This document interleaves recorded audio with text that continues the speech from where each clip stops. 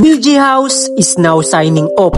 Oo, tama ang narinig nyo. Dahil aalis na sa bahay na ito sila Kuya Bon at ang buong Billionaire Gang. Nakakalungkot mang isipin dahil sobrang daming memories ang nabuo sa bahay na ito. Pero life goes on. Alam kong may mas magandang plano sila Kuya Bon ngayong 2025. Kaya imbis na maging malungkot ako, ay pupunta na lang kami sa BG House para makapagpaalam kila Kuya Bon at sa buong Billionaire Gang bago sila umalis sa bahay nila. Kaya tara, samahan nyo kami pumunta sa BG House. So yung mga kaibigan, pupunta kami ngayon sa may Billionaire Gang, sa lugar ng Billionaire Gang dahil nabalitaan namin na lilipat na sila ng bahay. Dahil idol namin yung Billionaire Gang. Ngayon pupunta kami doon para masilayan din namin yung pag-alis nila. Kumbaga huling sandali na rin. Kaya ngayon pupunta kami doon.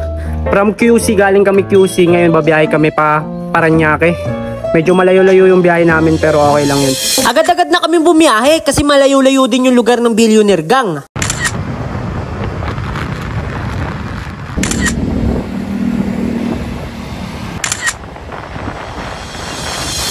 Kaibigan, nandito na kami sa Pasay at nag-stop over muna kami, ayan, kasi di na namin alam yung lugar. Gagamit na kami ng Google Map at malapit na rin kami, ilang kilometers na lang yun kasi Pasay na kami at malapit na kami sa Paranaque.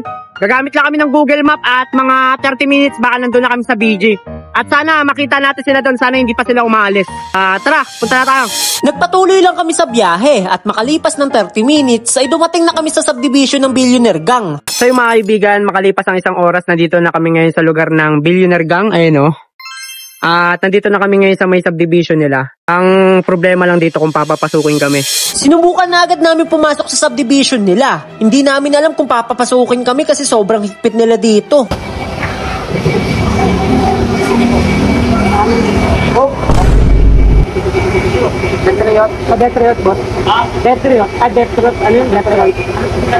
Ha? Ano po sila? Ano po? Ano po sila? Bisita po. Ayun po. Success! Pinayagan kami ng guard pumasok. Nagpaiwan na lang ng ID kasi required sa subdivision nila. Successful. Tatandaan ko kayo. Sobrang tuwang-tuwa kami sa mga oras na to dahil sobrang hirap kasi talagang makapasok sa subdivision nila. Pero pagdating namin sa bahay nila ay nagulat kami. Ay, walang sasakyan, tol. Wala na yung mga sasakyan ng Billionaire Gang, kaya naisip namin na baka nakaalis na sila. Mga kaibigan, nandito na kami. Success, nakapasok kami. Hindi ko ini-expect na makakapasok kami kasi sobrang higpit na dito. Pero ayun, nakapasok pa rin kami. What? Ngayon, ang gagawin na namin, mag-aantay na lang kami ng lalabas kasi di namin alam kung sino pa yung mga tao nandito sa lobby. Kaya ang gagawin na namin dito, magtatambay na lang kami dito. Tapos kung sino yung lalabas, kakausapin na lang namin. Bago sila umalis dito sa BG House, nakabalik tayo. Yes! Nagantay lang kami sa labas ng BG kung may lalabas man na tao. Hindi ko alam kung nandito ngayon sila Kuya Bon kasi sa mga wala yung mga sasakyan nila. Tapos lang, halos bilang lang yung mga sasakyan na nandito ay no. Habang nag-aantay kami ay may biglang lumabas na mga naghahakot kaya tinanong ko agad sila. Kaya pwede magtanong kaya? Lilipat na po talaga sila? Oo, lilipat sila. Ayun. Ano yun? Lahat sila kuya? Lahat? Lahat. Confirm na! Talagang lilipat na ang buong Billionaire Gang. Wala nang tao dyan na sila Bon, wala na. Alis lang pero babalik pa yun. Babalik pa sila. Sa oras na ito ay umalis daw ang buong Billionaire Gang pero babalik pa daw sila para hakutin yung mga naiwan na gamit. Nakakalungkot man isipin pero iiwan na nila tong napakagandang bahay na to. Habang nasa labas kami ay nakita namin si Kuya Bong kaya agad namin siyang nilapitan. Gaganahan tumingin sa bagong BG.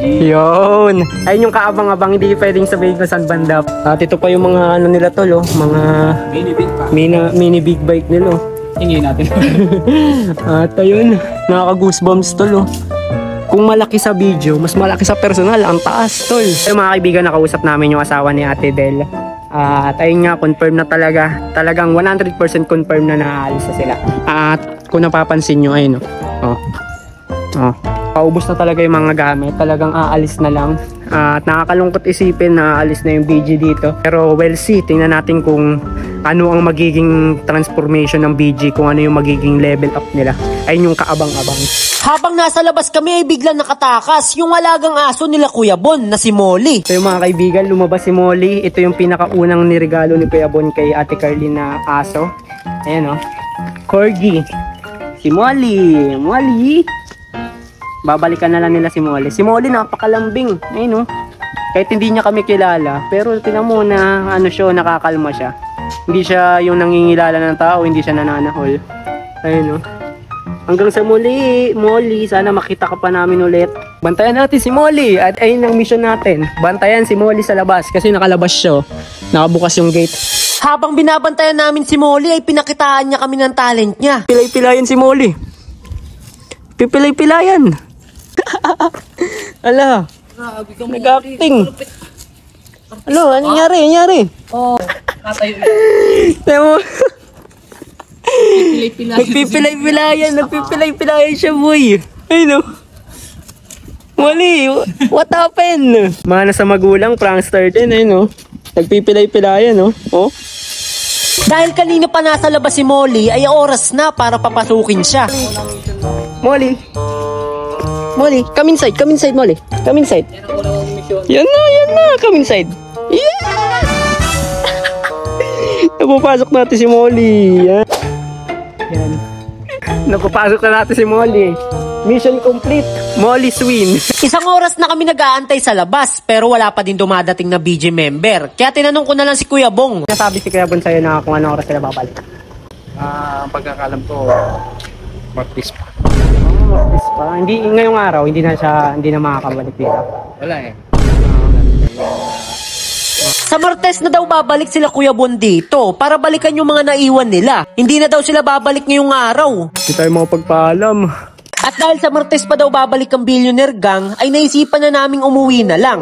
Babalik na lang ulit kami sa Martes para personal na makapagpaalam sa buong member ng Billionaire Gang. Dito na natatapos ang kwento ng BG House. Sobrang dami nila naiwan na alaala dito. Sobrang daming magagandang memories. Sobrang daming samahan na nabuo dito. At nakakalungkot lang dahil pagpasok ng bagong taon, ayun nga, wala na rin dito ang Billionaire Gang.